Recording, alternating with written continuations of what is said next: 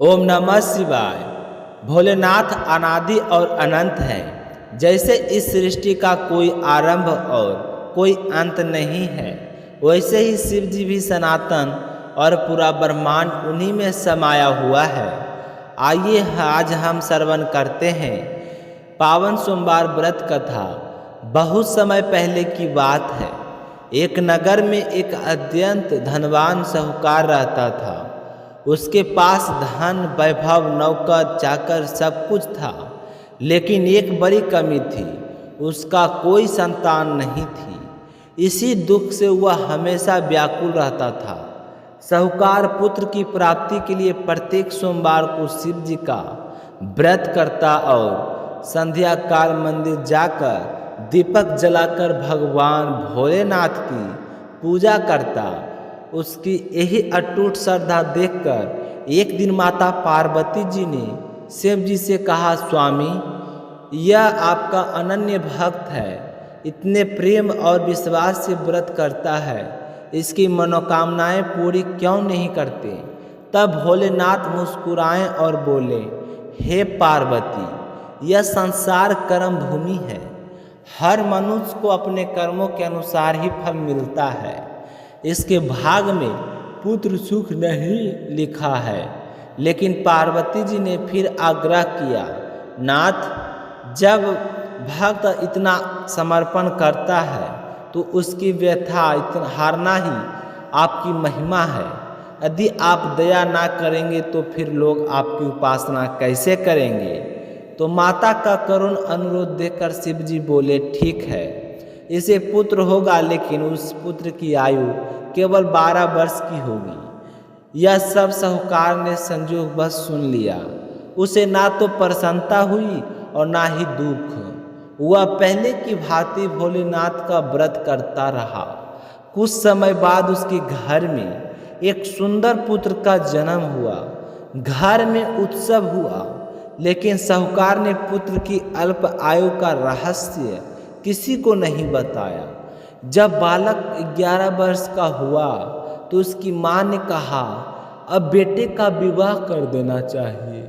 पर साहूकार ने कहा, अभी नहीं, पहले इसे काशी भेजकर पढ़ाऊंगा। उसके बाद उसने अपने साले मतलब कि लड़के के मामा को बुलाकर धन और निर्देश दिए, तुम इसे काशी पढ़ने ले जाओ और मार्ग में हर गांव नगर में यज्ञ कराना और ब्राह्मणों को भोजन कराना। यात्रा के दौरान वे एक नगर पहुँचे। वहाँ राजा की कन्या का विवाह हो रहा था। वर पक्ष का राजकुमार एक आंख से काना था। इसे वर पक्ष की में चिंतित थी कि कहीं कन्या पक्ष विवाह न तोड़ दे। तो राजकुमार के पिता ने सेठ के साहूकार सुंदर पुत्र को देखा और योजना बना कि क्यों न बारात के माध्यम के समय इसे वर बनाकर प्रस्तुत कर दिया जाए। मामा भांजे ने सहमति दी।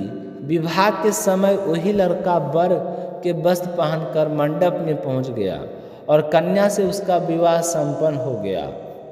प्रार्थना से पूर्व उस बालक ने राजकुमारी की चुनरी में लिख दिया कि तेरा वास्तविक पति मैं हूँ। अब मैं काशी पढ़ने जा रहा हूँ। जिस राजकुमार के साथ तुझे भेजा जाएगा वह एक आंख से काना है। तो चुनरी पढ़कर राजकुमारी ने सत्य जान लिया और वह दूसरे राजकुमार के साथ जाने से इनकार कर दिया। इस प्रकार बारात लौट गई। आगे चलकर सेठ का पुत्र काशी पहुंचा और अध्ययन में लग गया और 12वां वर्ष पूरा होने पर एक दिन उसने मामा से कहा कि मामा जी, आज मेरा मन भारी है। कुछ ही देर बालक का देहांत हो गया और मामा शोकाकुल हो उठा, परंतु यज्ञ अधूरा ना रह गया। इसलिए उसने पहले यज्ञ पूरा किया और फिर विलाप करने लगा।